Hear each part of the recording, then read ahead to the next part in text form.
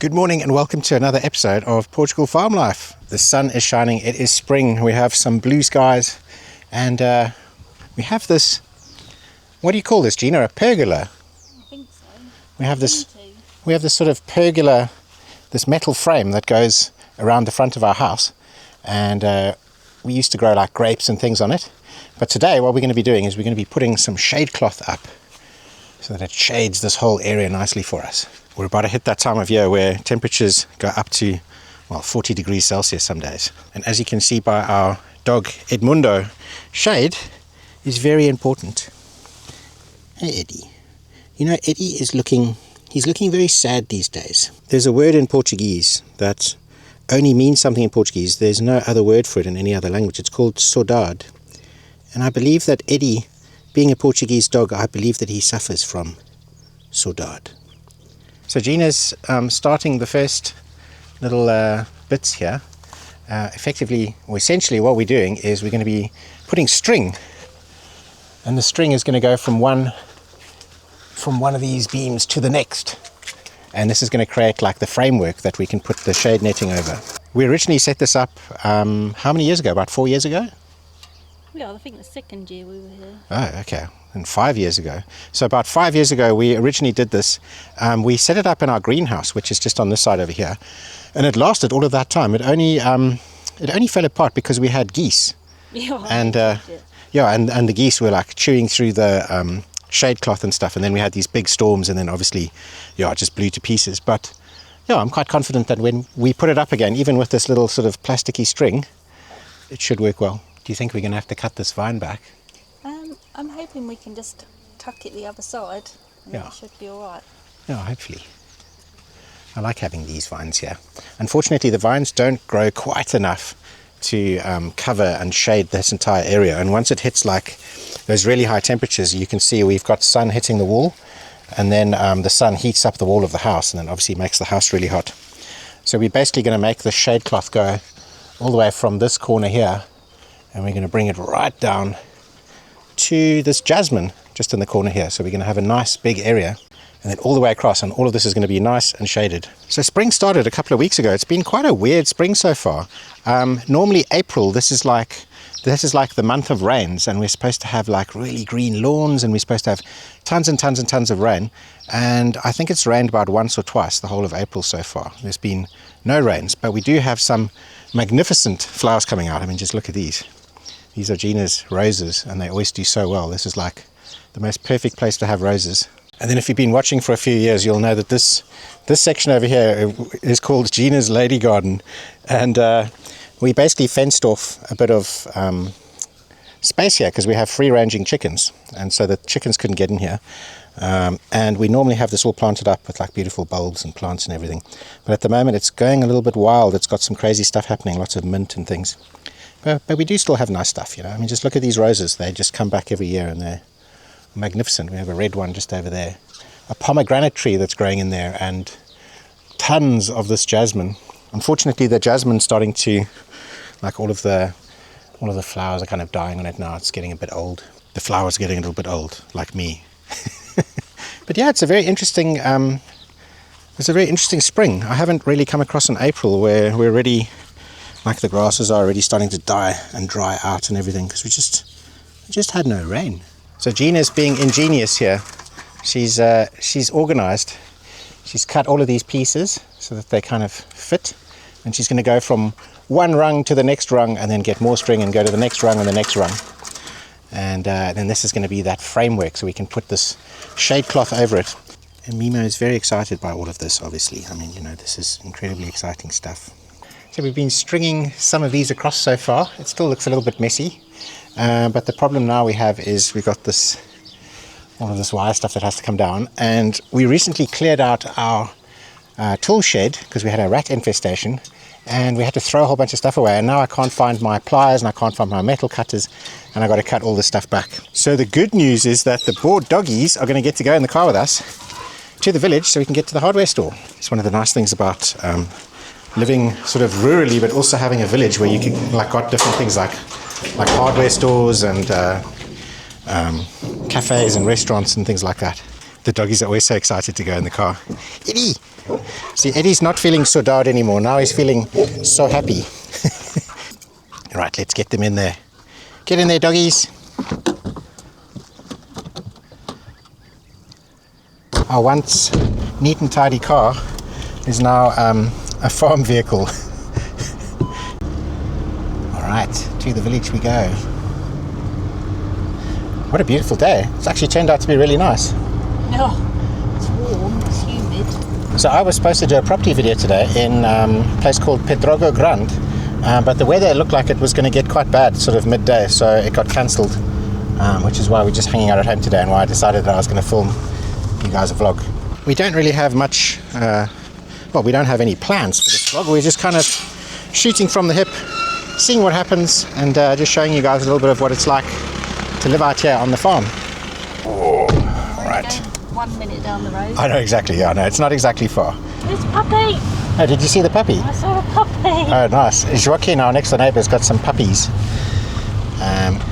So yeah, check out our little rural track. It's like a single track that cars go in both directions. You know that you can actually ride this track. It's legal to ride 50 kilometers an hour down here, which is quite mad if you actually think about how narrow it is.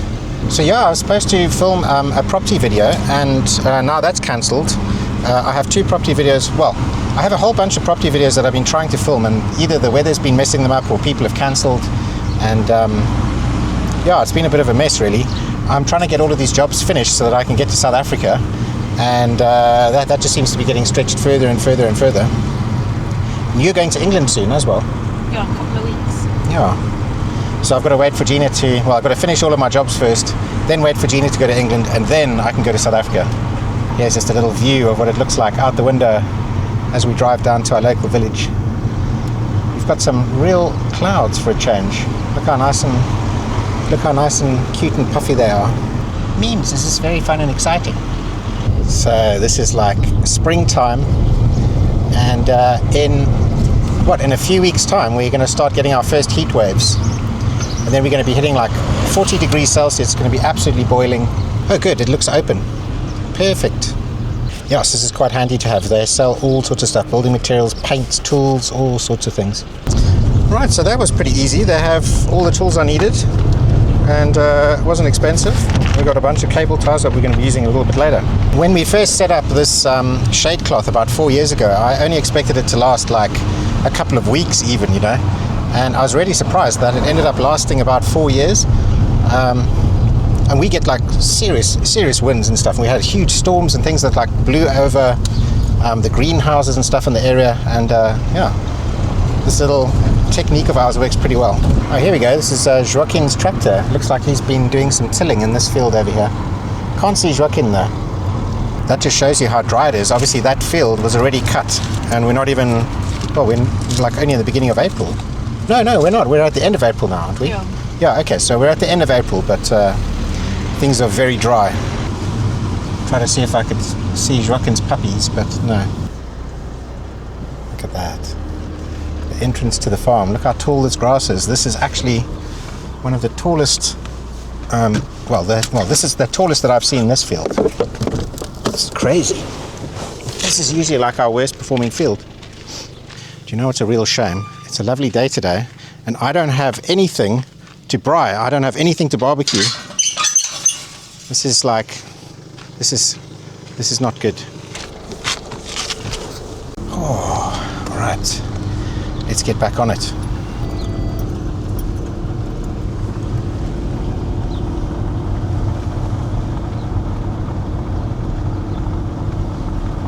So I need to release the hounds, but I need to try and find a way to stop Mimo from...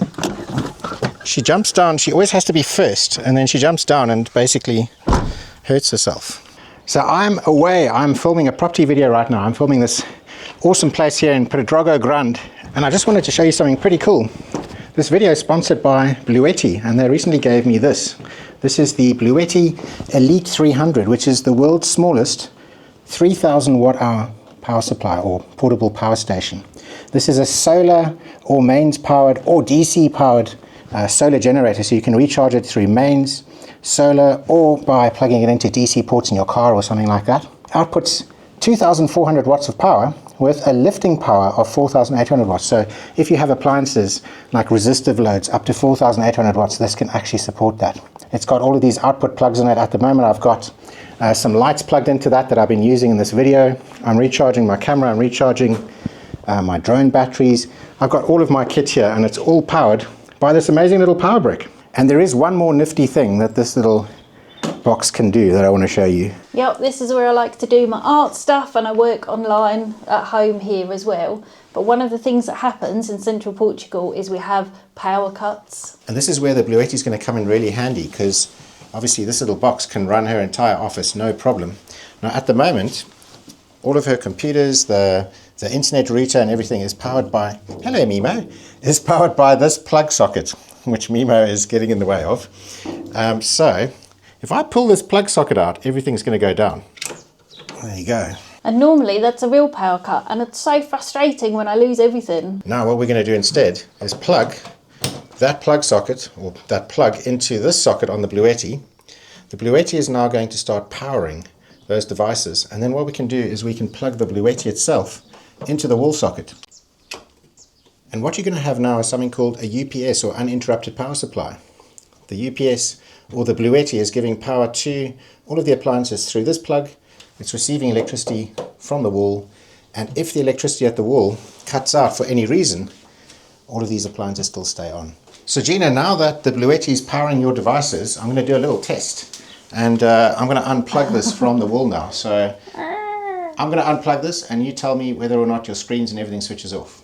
Are you ready? Yep. 1, 2, 3. No, not even a blink. Fantastic. So that's a really cool feature of the BLUETTI. It's called a UPS, or uninterrupted power supply. It has a switchover time of 10 milliseconds, or 10 thousandths of a second. Big thanks to BLUETTI for giving us the Elite 300. It's really awesome. I'm definitely going to be using that in my property videos, and when it's not out with me, I think we keep it in the office as your backup. Yeah, it's definitely going to be handy not to lose everything because of a power cut. Yeah, and if you're interested in buying one of these, before you do that, have a look in my video description. I'm going to put any discount codes or coupons and things in there so that you guys can get some money off. Cool, thanks BLUETTI. Cheers. Get it, Gina, get it. So I would have been filming this property video at about, I would have arrived there at 2 p.m. and it was saying that it was going to be proper cloudy. And if you look in the sky at the moment here now, we are starting to get quite cloudy. So probably it is a good idea that it was cancelled. Can you hear that? Just as I try and record, he stops. We've got a very loud cuckoo that's in the forest. And obviously he stopped now. Right, so we've been stringing a few more of these things. They're not as neat as when we did them the first time. They're kind of going all over the place. But you know, once the cover's on here, you won't actually notice that. And we're obviously going to cut all these little strings. Now, I have a confession to make. I've moved over to the dark side. Actually, I think I told you about this in the last vlog. I'm not sure, but if I haven't, I'm now using a gas barbecue, a gas braai. And I must say, this thing is pretty awesome.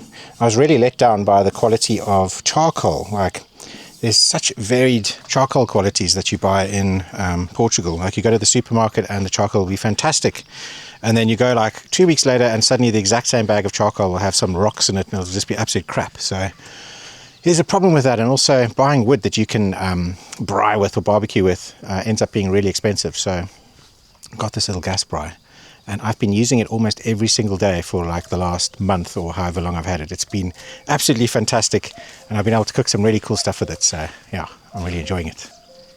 There he is. That's the cuckoo.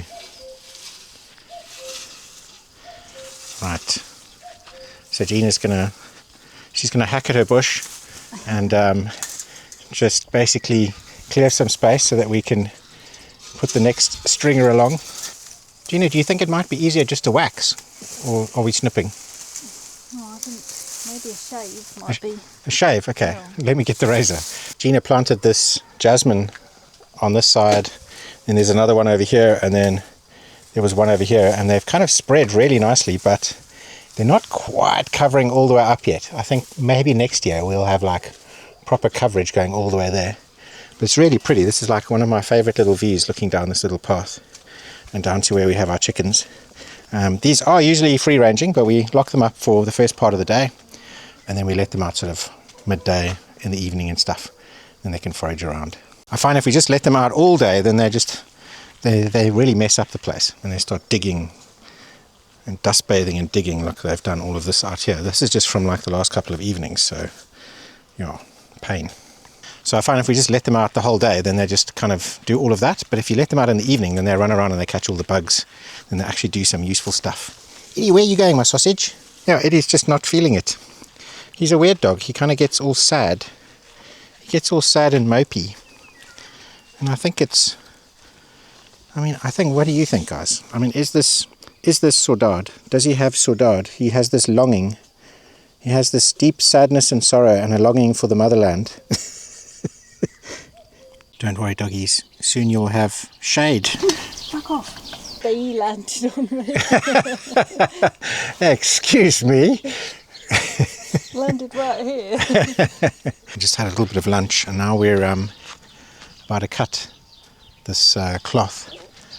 We've got all of the stringers going along here. I mean, we've done this before and it worked really well, but I think where we got lucky was the shade net that we bought happened to be almost an exact fit to go from the front to the back.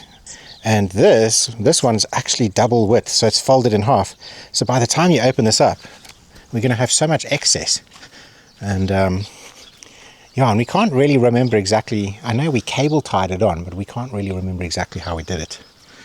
So yeah, for now we're kind of winging it. Gina's she's the arts and crafts person of the house, so she's doing the snippings. With the world's worst scissors. Those were amazing scissors. No, they weren't. These have always been rubbish. Oh yeah, it's the Fiskars ones are good. Right, so there's going to be swearing, squabbling, and all sorts of stuff as we attempt to put this on. And we'll see you in a bit. All right, just had to get the camera so you can see. We've basically Gina pulled on this side, and I pulled on this side, and I've got it over. What you barking at, doggies? We've kind of got it folded in half. Gina reckons bring it up, fold it in half, tie it onto this string over here.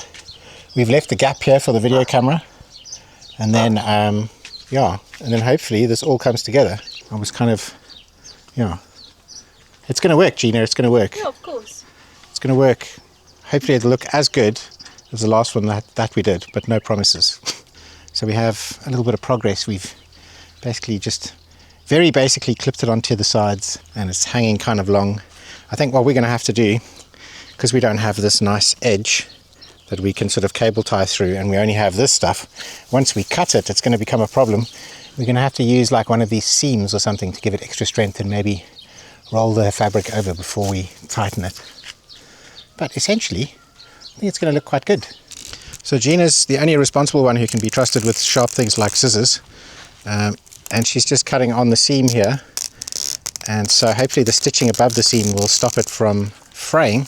But what we're going to do is we're going to roll it up on itself, and then we're going to use that roll tightly along this beam and wrap cable tie around it, and then we should have a nice tight edge over there. I mean, the last time we did this was about 4 years ago, so I don't really remember. I do remember though paying a little bit more attention to the white strings, and those were like, but you can't really see them. Once we get rid of these little fraying bits, I don't really think you're going to notice them too much. All right, so I've tied on this edge over here, so we rolled it and we tied it on, and then I'll come back and I'll snip these little ends off these cable ties. But as you can see, it makes a nice tight edge along there, and then Gina's just re-stringing because some of the strings are a bit loose. And then we've also tied it along this edge here, and we've pulled it tight. And then all we have to do now is these corner bits, roll all of this up, and then pull it tight, and then cable tie it along here. And then we've got a nice fitting canopy for hardly any money. So yeah, basically just we're rolling and cable tying. So we are pretty much there. The only thing we have to do now is tie up these vines again, and we've got a really nice shade, look. So we've made a nice edge that goes all along the pole there, and then got this nice shade. And believe it or not, the first time I did this was 4 years ago. It lasted 4 years, and yeah, I mean, I didn't expect it to last that long. It works really well, and it gives us some really nice shade. just out here, just on our porch. We've made a big old mess, but once this is all tidied up, it's going to look awesome. And we've gone and made the shade, and then look where Mimo sits. Where are you sitting, my girl? Look at this. Imagine you were wearing this gigantic, big fur coat jersey thing. It's not easy being a doggy. Well, there you go. There you go. It's actually quite nice. It's turned into a really nice day. I probably could have gotten away with making this property video today, but you know what? I was rather holding out for a proper stunning day. So one of our Brahma roosters is going to be rehomed. A property that I'm going to be filming on. That guy over there, he's the one that's being rehomed. I'm doing a property video in Fundau next week, and the guys that's staying there, the caretaker, he's after a rooster. And we got 2 roosters, and we've got, I think in total, about 14 chickens. It's too many roosters for all of these chickens, so yeah, so he's going to be rehomed. We got these 2 naked necks. These were chicks a couple of weeks ago. Look, they're getting really big. The one on the left, I think is a rooster. I don't know if you can see, but the tail feathers on the brown one, they kind of curl downwards a little bit. It's also got much thicker legs and is much bigger. Whereas the one on the right, the speckled one, the tail feathers go down. If you look at all of the regular hens, they've got these sort of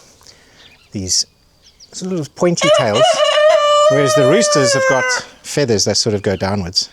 So yeah, I think that one, it might be a naked neck rooster. So there you have it.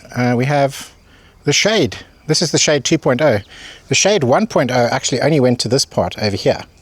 And that was for the last 4 years. And then what happened in the afternoon, as you can see by the sunlight here, as soon as you hit 4 p.m, all of the sunlight was coming across here and over our front door. So shade 2.0 goes all the way up to the end and works a lot better. I mean, look guys, this is just a 40 buck bit of plastic shade netting, you know, this is just a little cheap fix, but I actually really like it, and I think it looks really nice and rural and suits our farm quite well. Edie, do you want to go for a walk? Do you want to go for a walk? Should we go for a walk? Yeah, let's go. So it's kind of a weird year, you know, not lots of rain or anything. At this time of year, we're supposed to have tons and tons of rain, and we don't have much rain. And yeah, as you can see, our fields are growing up really nicely. And then obviously all of our short grass is dying because of the lack of rain. But it's been a real pleasure this year because I've had all of these mowers that are just basically taking care of all of this ground for me. You know, there's much more important stuff to be doing than sitting behind a lawnmower. But yeah, look at this here. The farm is just a magical place. Gina, just go and stand next to this grass here just so I can show them just how tall it is. So Gina is 7'5". No, no, but I mean, look how tall this grass is. It's pretty much Gina's face height. Amazing, huh? And all of the beautiful flowers. This one's even taller. Yeah, that's incredible. And yeah, this year I only cut like a bit of a fire break between the house and the field. I just left all of this. Otherwise, to cut all of this, you know, even with robotic mowers, just takes forever. But we got some really stunning flowers and wildflowers and things going through here, and lots of wildlife. We've even got this like Siberian wolf over here. So it's been quite a different year this year. You know, each year is obviously very different, but I think everything goes in cycles, and we have like years of tons of rain, no rain. This one I think is going to be a little bit challenging because although we had rain in like November, December, we haven't had any rain now, and we're just about to have an incredibly hot summer. And once all of these fields are cut, once all of this is gone, everything gets tilled, and yeah, it's going to be very dry, dusty and hot here. Listen, there's that cuckoo. And then obviously he stopped now as I started to listen. This is a view that you probably don't get to see much. It's a little path outside our fence line, and you get to look back at the farmhouse and buildings. Yeah. How absolutely awesome is all of this? We had record water levels here. It was all the way up, like where this pole is. It was all the way past the pole, and now look at this. Crazy. But this isn't anything to be worried about. I mean, this still goes down another probably 4 meters. So it's really not that much of an issue, but it is quite wild to see how the water only a couple of months ago was all the way almost at ground level, and now it's really sunken back. Just look at that. Eddie loves coming down here for his walks. Oh, what's he find? A frog? Don't know. He loves coming down here for his walks, and then he has a little dip and cools down. Gets his gonads in. Gets his gonads in, yeah. He's got to keep the boys cool, you know. Well, does a little swish around with and comes back out again. He's a good lad. Yeah, so here's our little, I don't know, you can see our little sunshade a little bit better there. I mean, the actual frame on the outside of the house is a bit wonky. So yeah, you can see that frame, how we bought the house is all misshapen, but I don't know, it adds some charm to it. We're just walking through the vineyard now. I've got quite a bit of mowing here that I can't do with a robotic mower. I've got to come in between these vines now, in these rows, and I've got to hand do that. I don't want to do it just yet because we are probably still going to get rain, and the last thing I want to do is have to do it like twice or three times. But all of the middle bits of the rows have all been done with my robotic mowers, which has just been absolutely amazing, because this used to be a hell of a job, and this year, like, all the robots are doing it for me. So last night I was prepping for this property video. I was getting everything ready, getting all my batteries charged. Then this morning when I woke up, it looked like the weather wasn't going to be good. Sadly, this has been going on for a couple of weeks where I keep having to cancel jobs, and it's had such a knock-on effect that I think next week is going to be super busy. So I'm probably going to be filming two properties next week. I'm not sure exactly when those are coming out because I have to wait for approval before I can release those, but yeah, hopefully those will be on the channel soon. There's some interesting properties for sure, both very, very different. So yeah, keep your eye out open for them. Just look at this. This is our big well. It's our big agricultural well over here. And then just next to it, this is our sort of front field. And it's just full of blossom. In fact, it's gotten a little bit dry now. It wasn't just yellow and purple. It used to be yellow, purple with some reds. We got a couple more of the reds still happening. But it is drying out quite a lot now. And you can see here, if you look into the well's quite low as well. Well. Yeah, this is the first time that I've ever seen this front field full of flowers and really tall. It's, you know, every single year it's been getting better and better. And this is now our 7th season since we've moved in. And all the way from the very beginning, people were like, oh, you know, Joaquin shouldn't till, he's screwing up your farm, he's going to mess up the soil. Well, you know, this is this is living proof. Year on year, these fields get better and better. They yield more, they grow more natural things in them, and yeah, you know, there definitely is a lot to be said for no-till and for all of these different practices like that. But I also have some proof here that some of the old school techniques that the Portuguese farmers are using, some of them work really well. The dogs are getting all excited because we're going to take them in the car again. I've got to go and pick up a delivery. I've got a delivery that's just arrived and they've sent it to the shops. So this is the last little bit of view that I'm going to give you of the day here. And I think we're going to sign off here from central Portugal. Anyway, I hope you've enjoyed spending the day with us, and we'll see you soon. Ciao.